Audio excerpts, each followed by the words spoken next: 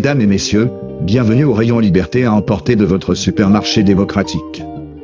Aujourd'hui, on va parler d'un sujet qui nous fait frissonner, le crédit social. Ah, ce fameux système totalitaire lointain, qui note les citoyens et décide s'ils peuvent prendre le train ou acheter du pain. Heureusement, ça n'arrive pas chez nous, pays de la liberté. Eh bien, laissez-moi vous briser l'illusion. Ce système que nous dénonçons avec tant de vertueuse indignation, nous sommes en train de le construire nous-mêmes, brique par brique, like par like, culpabilité par culpabilité. Nous ne sommes pas sous un régime de crédit social officiel, nous sommes sous un régime de crédit social volontaire et payant. C'est le génie de notre élite, vous faire payer pour les chaînes qui vous lient. Et en bonus, vous vous sentez vertueux en les portant. On nous a dit, soyez bons. Soyez éthiques. Achetez responsable, mangez bio, triez vos déchets. Et nous, petits soldats du bien, nous avons obéi. Sauf que ce n'était pas pour sauver la planète ou votre âme. C'était pour créer une nouvelle monnaie, la monnaie de la moralité. Votre score moral, c'est votre nouveau capital. Vous n'achetez pas de vêtements neufs? Très bien, votre empreinte carbone est basse. Vous êtes un bon citoyen. Votre banque vous offrira peut-être un taux d'intérêt un peu plus avantageux pour votre prêt éco-responsable. Vous osez prendre l'avion pour des vacances? Ah, là, attention. Votre score écologique chute. Vous êtes un paria climatique. Préparez-vous à payer plus cher, à subir les regards de travers des bobos bio, et à vous sentir coupable. Le luxe aujourd'hui, ce n'est plus l'ostentation. C'est la pureté morale affichée. On vous vend des produits verts qui sont fabriqués par des esclaves modernes, mais ça compte pas, car le logo est éthique. On n'a plus besoin de la police de la pensée. On a le marché de la morale. Et ce marché, il adore les clients anxieux et culpabilisés. C'est un filon d'or. Mais ce n'est pas que pour l'écologie. C'est partout. Dans le travail, vous croyez que vos compétences sont les seules choses qui comptent? Mon œil. Aujourd'hui, on parle de soft skills, de culture d'entreprise, d'engagement social. Votre employeur veut savoir si vous êtes un bon samaritain sur les réseaux sociaux. Si vous partagez les bonnes causes, si vous ne faites pas de vagues. Une opinion trop tranchée? Un mot de travers? Une blague politiquement incorrecte il y a 10 ans? Votre score d'employabilité morale chute. Adieu la promotion.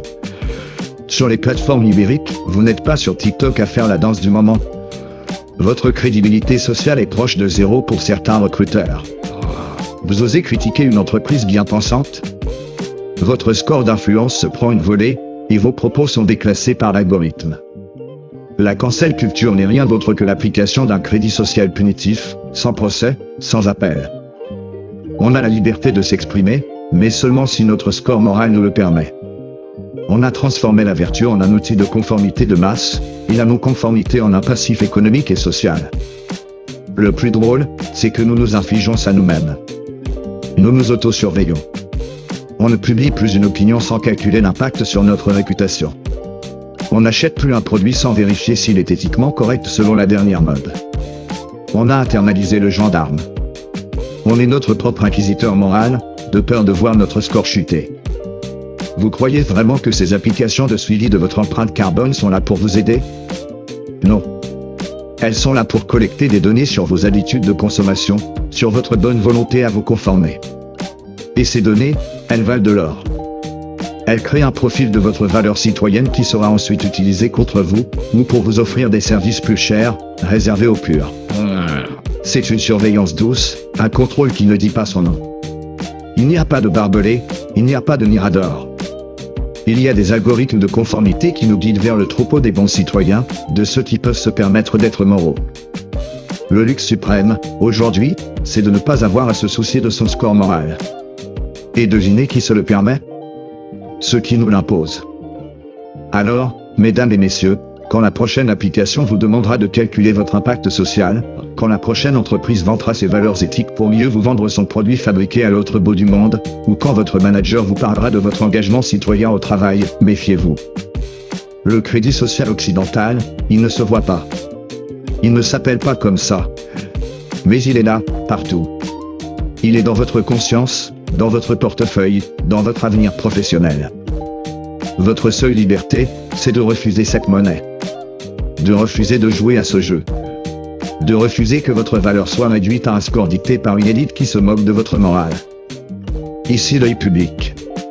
Ils peuvent vous donner des points pour être un bon mouton. Mais un être humain, ça ne se note pas. Maintenant, sortez de la grille et réapprenez à être moral, par conviction, pas par obligation.